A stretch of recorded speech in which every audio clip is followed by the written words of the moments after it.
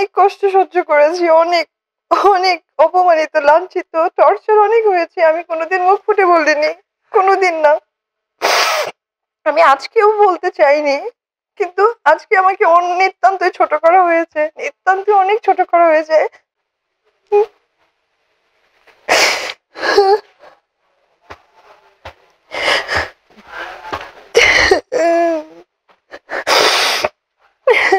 As a husband, আর যদি বলা চলে যে সে অনেক ছবির হিরো, সেখান থেকেও কিন্তু সে আমাকে উঁচু করে রাখতে পারতো, সে আমাকে কখনো উঁচু করে রাখেনি।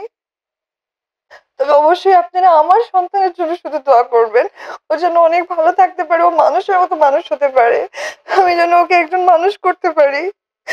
আপনি দেখেন ও কি অন্যায় করেছে, ওর অন্যায়টা কি? একদিন তো সাকিব ছোট ছিল, ওর বাবার কোলে তো ছিল, সামাজিক মর্যাদা পেয়েছে, তো ওর অন্যায়টা কোথায়?